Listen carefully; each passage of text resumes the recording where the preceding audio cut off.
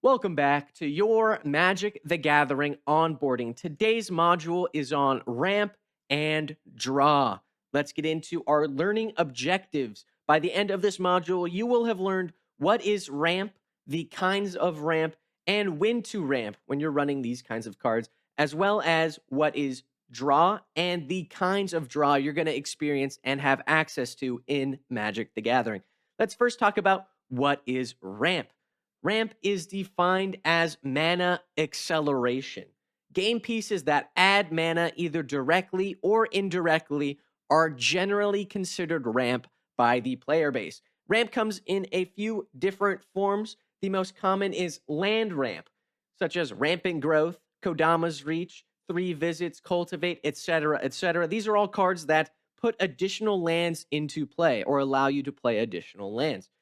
We also have Dude Ramp, which is my way of saying elves, artifacts, enchantments, etc. These are all dudes on the battlefield that tap to add mana or add mana in a more indirect way. Let's go over the main differences between land ramp and dude ramp so we can really nail down the difference. Land ramp, of course, is permanent with a bit of an asterisk there. If your opponents are running land removal, nothing is permanent in this world. Usually, they add one or more additional lands onto your battlefield at the cost of a card. Let's go over Rampant Growth, where Ramp gets its name. It's 1 and a green for a sorcery. Search your library for a basic land card, put that card onto the battlefield tapped, then shuffle. This is adding a permanent forest or any other basic land card onto your battlefield forever, unless it gets removed. Then we also have Dude Ramp, the second most common form of ramp you're going to see. And these are usually things that can be removed a lot more easily by blocking or a board wipe, etc. Let's take Llanowar Elves as an example. It's a green mana for an Elf Druid 1/1 that you tap to add mana. Noticeably, creature ramp is affected by summoning sickness, artifacts are not.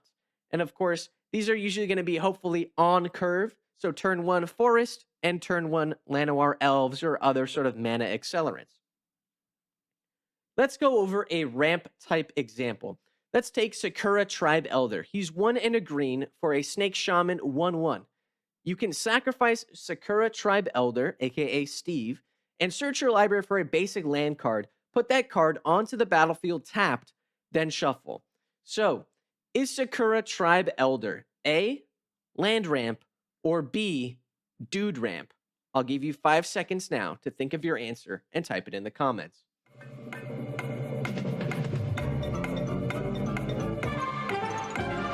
All right.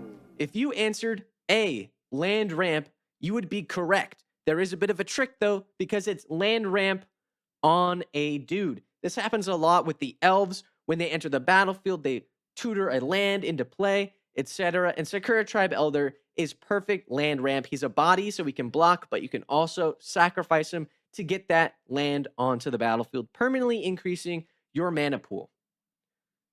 Let's go over another example. Soul Ring. This is a classic commander card. It is 1 mana for an artifact that you can tap to add 2 colorless mana. So, is Soul Ring A, land ramp, or B, dude ramp? I'll give you another 5 seconds to type your answer in the comments.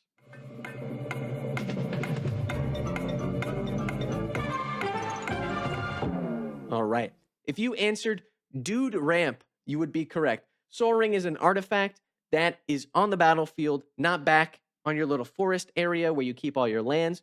And this can be removed by an abrade or any sort of artifact removal, a lot easier and more commonly seen than land removal.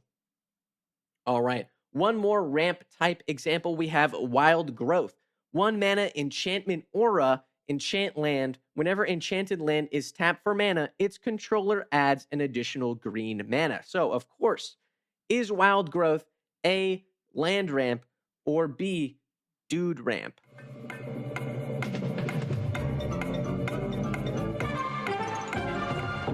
If you answered B, dude ramp, you would be correct, except that it is dude ramp attached to a land. So I can see how that could be a little bit confusing. But this happens all the time with the types of ramp. Sometimes you ramp and increase your land. Sometimes a dude buffs your own land. etc. The game is very complex, but these are sort of the basics of how ramp is going to work. Now we're going to learn when to ramp. When is ramp most efficient and most effective? Let me ask you a question. Would you rather have a turn 1 Soul Ring or a turn 8 Llanowar Elves? Well, it's a trick question because things are not quite that simple. I'm never going to tell you to always ramp. I'm never going to tell you to never ramp. You need a ramp when it's convenient for you.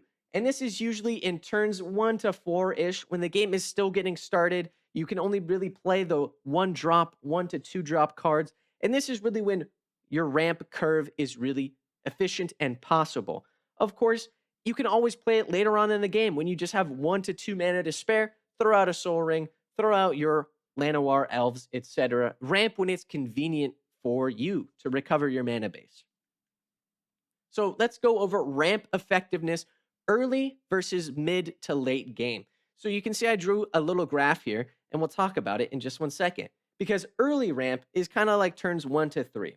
So you want to be ahead of the curve so you can usually cast your commander or the spells that you want to get out before your opponents start casting their big haymakers.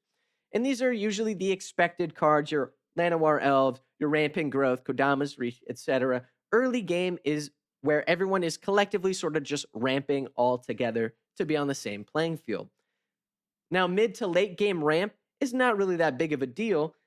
More mana is always good, but you're sometimes playing catch up if you are still playing these ramp cards later in the game when you have other cards you'd want to spend your mana on. But it's all about efficiency. If you've got 2 mana and nothing to spend it on, cast that Arcane Signet, cast that Commander Sphere, etc. It's about efficiency. If you have got nothing better to do, you can always just invest your mana for a later turn, which is basically how ramp works. Now let's move into draw. Pivoting a little bit, let's talk about what is draw. Well, draw is defined by me as card acceleration, whereas ramp is mana acceleration, draw is now card acceleration. So these are game pieces that let you see, play, or interact with cards from your library in ways you wouldn't be able to just by waiting for your upkeep and draw step. All right. So draw comes in a few different forms, similar to ramp. There is straight up draw, where you are just putting a card into your hand from your library, and you are hopefully going card positive. What this means is if you cast a spell to let you draw a card, you are hoping that it is drawing you 2 cards, 1 to replace the card you just drew, and 1 to be a card positive, if that makes sense. Now there is also gymnastic draw, where you have to do a little bit of mental gymnastics to understand what I mean by this. So, such as scry or surveil. So these let you look at the top card of your library and put it into the bottom of your library or into your graveyard if it is surveil. Now that is a card you are seeing, looking at, drawing basically, and then moving away. Card selection, card acceleration. And similar gymnastic draw is exile but playable till blank. So these are cards that are pseudo in your hand, but they have a timer on them. Let's take Reckless Impulse over there on the right as an example. It is 1 and a red for a sorcery. Exile the top 2 cards of your library until the end of your next turn. You may play those cards. This is gymnastic draw, if that makes sense. You are drawing these cards, but knowing if I don't play them or I don't have enough mana, they are gone. So you are getting temporary draw at the cost of time, essentially. Next, we are going into the specifics of straight up draw versus gymnastic draw, because there is a difference and it is important to know. Straight up draw is just cards from library to hand, end of story.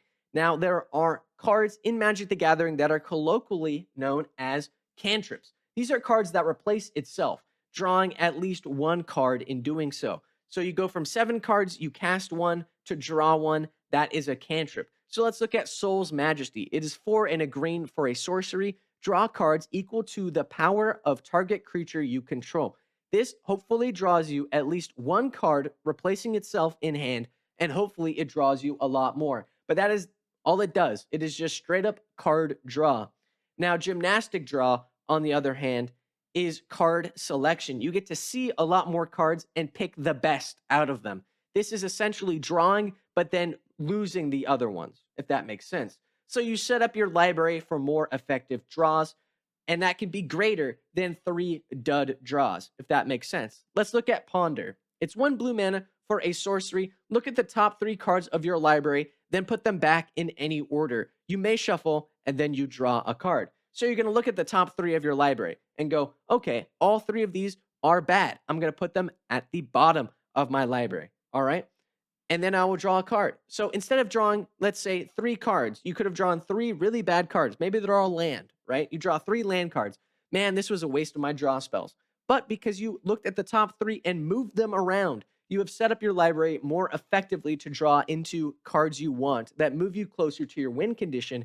And that's why it's sort of gymnastics. Instead of just drawing and hoping for the best, you are setting up and strategically selecting your library and the cards you are going to draw. It's very fun and very blue themed. All right, time for a quiz. Can you tell me what kind of card draw Treasure Cruise is considered? It's 7 and a blue for a sorcery that has Delve that says draw 3 cards. So is Treasure Cruise A, straight up draw, B, gymnastic draw, or C, both? I'll give you 5 seconds to type your answer down in the comments down below.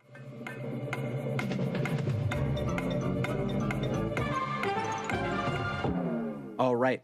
If you answered straight up draw, you would be correct. Treasure Cruise doesn't let you look at any of the top of your library or do any card selection. It just draws you 3 cards. Moving on, we have Preordain.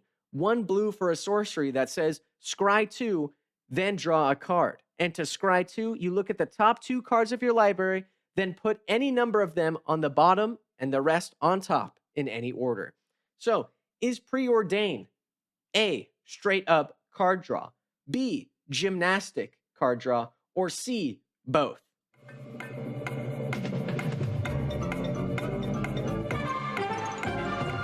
All right, if you answered C, both, you would be correct. Preordain lets you scry 2, which lets you select 2 cards from the top of your library. If they are both bad, you will put them away and draw another card. Or if one of them is good, one of them is bad, you will select the order in which is most beneficial for you, allowing you to straight up draw after you have done all this gymnastics to get the cards where you want them. All right, and finally we have Faithless Looting. 1 red for a sorcery, draw 2 cards, then discard 2 cards, and it has flashback. So is Faithless Looting A, straight up card draw, B, gymnastic card draw, or C, both?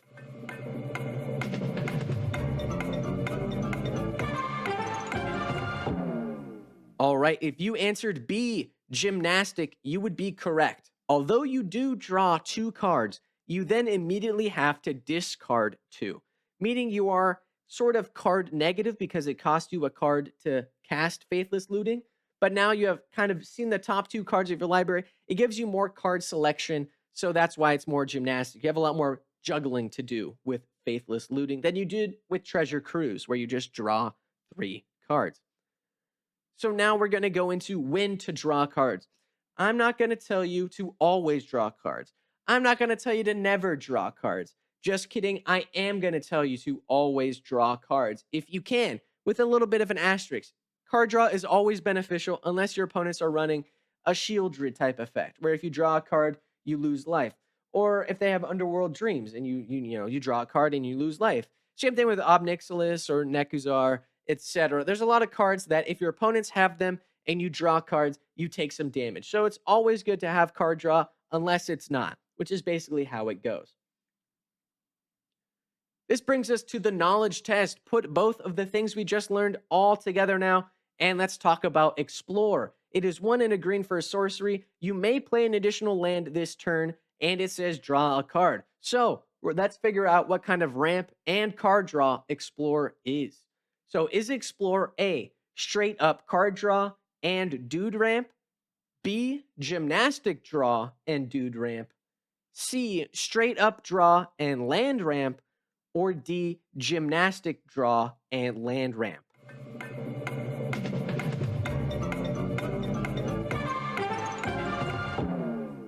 All right, if you said C, straight up draw and land ramp, you would be correct. It straight up draws you a card and gives you the opportunity to play an additional land this turn, putting you ahead of the curve.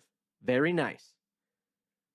Now let's move on to using card draw and ramp to win more games. Of course, to win, you first have to suck. Suck being a proprietary invention mnemonic of my own design that is for maximizing your ability to move closer to winning the game at all times. And it all starts with S. Strategize. 3 land, 1 ramp, 2 mid, and 1 meh card in your opening hand will set you up for future turns. You want that land and ramp to be able to get your commander out, to be able to get some of your bigger haymaker cards out later in the game, making sure you're on curve and not missing those land drops when you need them to get your commander out. The mid and meh card are sort of open slots because you really just need that mana and a couple bodies on the battlefield to make sure you don't get wrecked by your opponents, which is why we have you for upset. You want to upset and interact with your opponents in ways that delay their plans and allow you to further yours.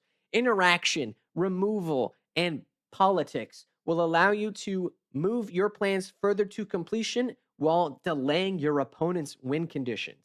It's very good.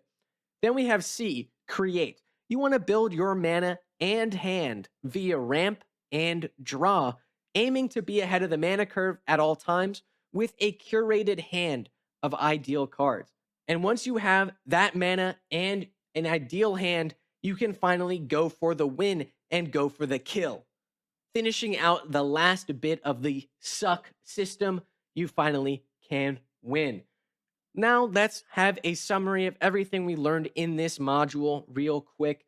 We learned that good ramp is vital to winning more commander games. You can't play Magic without mana, which is why you got to have some land ramp and dude ramp in the deck if it fits in your color identity, if it fits with your game plan. If you're running a low mana deck, you don't need as much ramp. If you're running high mana, you need more ramp.